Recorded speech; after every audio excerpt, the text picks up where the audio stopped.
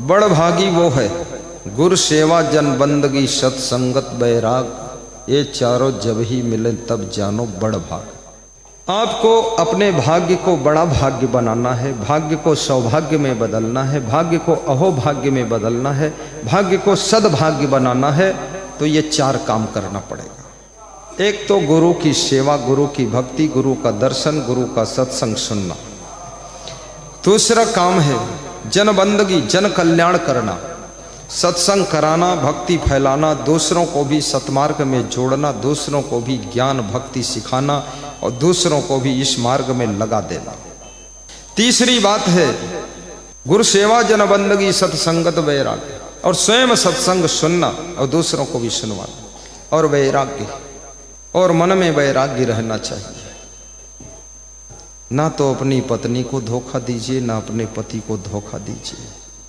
ऐसा निर्मल हृदय होना चाहिए, आंख मूंद कर तुम्हारा पति तुम पर विश्वास कर सके, तुम्हारी पत्नी तुम पर विश्वास कर सके, आंख मूंद कर बेटा बाप पर विश्वास कर सके, और बाप बेटे पर भरोसा कर सके, भाई भाई पर भरोसा कर सके, गुरु शिष्य पर भरोसा कर सके, शिष्य गुरु पर भरोसा कर सके।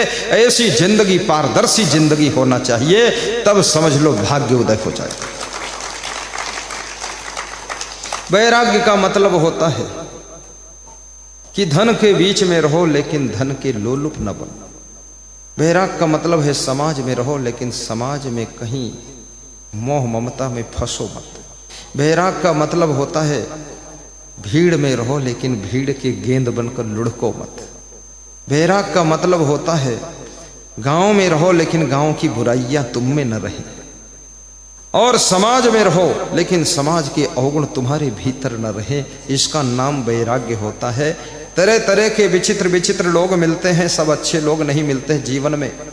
तुम बस में बैठते हो, उसमें भी बहुत सारे लोग गलत भी बैठे हुए हैं, संगत पड़ती है। और तुम दुकान पर सामान लेने जाते हो, सामान बेचने वाला भी गलत हो सकता है, खरीदने वाले भी गलत मिल सकते हैं। लेकिन आपका जीवन ऐसे होना चाहिए जैसे जल में कमल रहता है। बुरे लोगों के साथ मिलने के बावजूद भी उनकी बुराइयां तुम्हारे अंदर प्रवेश न करे, तो समझ लो तुमको वैराग्य से जीना आ गया है।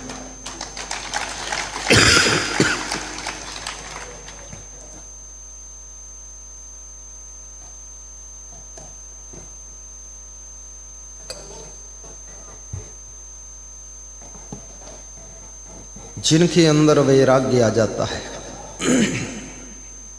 उनके घर में कलह कलेश पूरा खत्म हो जाता है। फिर वे प्रेम भाव से भर जाते हैं,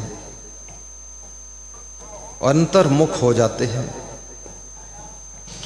बहिर्गत वृत्तियों को समेट करके अंतर्मुख हो करके मन ही मन आनंद का अनुभव करते रहते हैं।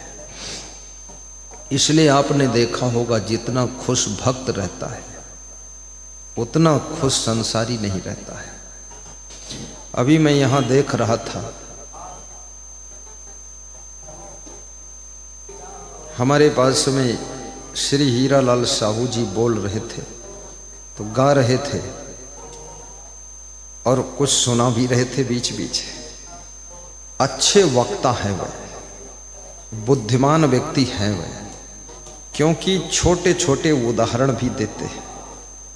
अगर वह कहीं महीने में एक दिन के लिए प्रचार प्रसार करने निकल जाए पति पत्नी टोली बना करके, तो कम से कम 150 लोगों को भक्ति में तो जोड़ ही देंगे। ये कला है उनमें। कल का उनका हमने जो सुना तो मुझे लगा वो आदमी बहुत बुद्धिमान है। कहीं तो पानी की टंकी का उदाहरण दे रहा था वो आदमी। पानी की टंकी तुम भरते हो, अगर उसको खाली नहीं करोगे, प्रयोग नहीं करोगे, तो जो भरा है वो पानी सड़ेगा, फिर खराब होगा। कहीं तो कुआं का उदाहरण दे रहे थे वे। उदाहरण देना, छोटे छोटे उदाहरण ढूंढ करके एग्जाम्पल प्रस्तुत करना, ये बहुत कठिन होता है। और छोटे छोटे उदाहरण जिसकी बुद्धि ढूंढ लेती है तो समझ लो उसकी बुद्धि कुशाग्र है, वो बुद्धिमान व्यक्ति है।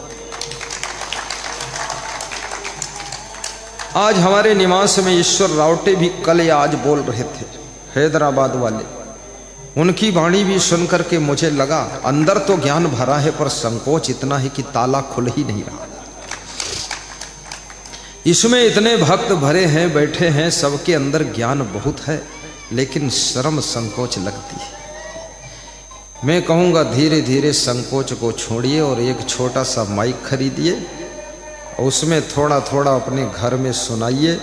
आपकी पत्नी भी भजन गाए, तुम भी भजन गाओ, देख लेना एक दिन 50% शरीर के रोग भी खत्म होंगे अगर भजन गाना शुरू कर दिया, कुछ बोलना शुरू कर।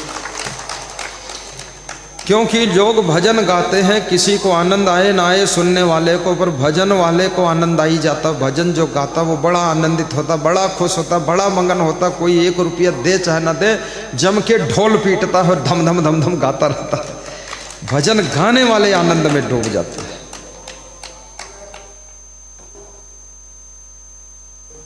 इसलिए सब भक्तों से मेरा यही कहना है कि थोड़ा सा सत्संग के शब्द बोलना भी सीखो। गरीब ठाकुर नरमा वाले से भी यही बात कहता हूं। डॉक्टर चौरसिया जौनपुर वाले से, दिलीप छतनाग वाले, ये दिलीप एक ऐसा भक्त है, खड़े हो जाओ। इसकी इच्छा है गुरु जी को प्रयाग में कोई जमीन दान करवाऊं, गुरु जी का आश्रम बनवाऊं। प्रयाग में जमीन दान करवाने के लिए जुगाड़ में लगे हुए 18 दिन से जुगाड़ कर रहे हैं। थोड़ा जुगाड़ लगा है, एक आदमी मिला 6-7 बिस्वा दान करेगा। तो मैं कहता हूं कम से कम 20 बिस्वा हो तो ठीक है। तो कह रहे हैं और ढूंढ रहा हूं। और प्रयाग की धरती दानियों की धरती है, प्रयाग की धरती भक्ति की धरती है, ये तीर्थ भूमि है। यहाँ एक से एक दानी भरा हुआ है। प्रयाग के सैकड़ों लोग गुरु मंत्र लेकर जा चुके हैं और प्रयाग में प्रेम की कमी नहीं है। ये प्रयाग में भरद्वाज ऋषि ने तप किया था, राम भगवान स्वयं आकर यहाँ एक रात्रि विश्राम किए थे। ये बहुत पावन भूमि है और यहाँ आप भी राम और सीता की तरह आकर के कई कई रात विश्राम कर रहे हैं।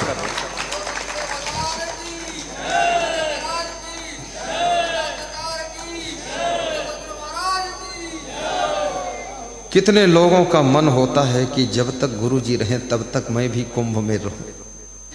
फिर देखते हैं भीड़ भाड़ बहुत है, आवागमन बहुत है, चहल पहल बहुत है, तो संकोच में गठरी पटली बांध कर विदा हो जाते हैं। लेकिन वास्तव में गुरु के साथ में अच्छा लगता है, होना भी चाहिए। और मुझे भी इस बार बहुत अच्छा लगा।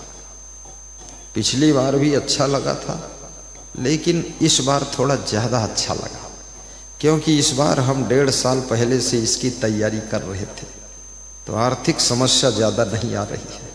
पिछली बार जो प्रोग्राम हुआ था 42 साल घाटे में गया था, 42 लाख घाटे में गया था। साल भर हम उसी को पूरा करते रहे थे। इस साल घाटा और मुनाफा कुछ नहीं, बराबर में नाव चल रही है।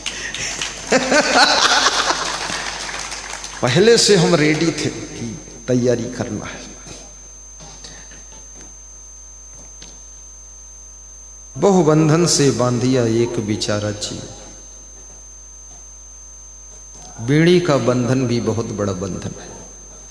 मैं सभी मेला यात्रियों से कहूँगा, कृपया मेला में जब तक रहो बीड़ी पीना, सिगरेट पीना, पान पुड़िया खाना, तम्बाकू खाना, दारू पीना, ये सब दुष्कर्म छोड़ दो, बुरी आदतें छोड़ दो।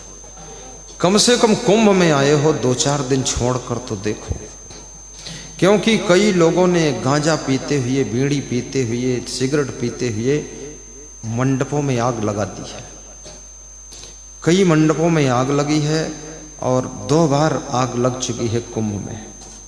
इसलिए आरती करने वालों से भी निवेदन करूंगा कि आरती की थाल में जब माचिस जलाइए और आरती जलाइए तो तीली को बुझाकर कृपया थाल में ही डालिए, इधर उधर मत डालिए। क्योंकि जरा सी चिंगारी होगी और पकड़ लेगी कहीं तो 1, 2, 3.5 हो जाएगा, 9, 2, 11 हो जाएगा। और आरती की थाल को जब रखिए तो थोड़ा उसको देख रेख में रखिए, या तो शांत कर दीजिए उसको, आरती को किसी कपड़े के पड़ोस मत रखिए। सावधानी हटी कि दुर्घटना घटी, क्योंकि सब यहाँ कपड़ों का ही खेल है पूरा। ये ये सब टेम्परेरी बना हुआ है, अस्थाई बना हुआ है, ये परमानेंट कुछ भी नहीं है, लेकिन काम चलाना है, इसलिए सावधान रहो। कुंभ में आए हो, बुद्धिमान बनकर के डुबकी लगाओ। एक ही डुबकी में सारी बुराइयों का मैल धो डालो, दूसरी डुबकी में सारी गंदी आदतों का मैल धो डालो, और तीसरी डुबकी मार दो तो अगले जन्म तक का मैल धो डालो, रहना नहीं चाहिए।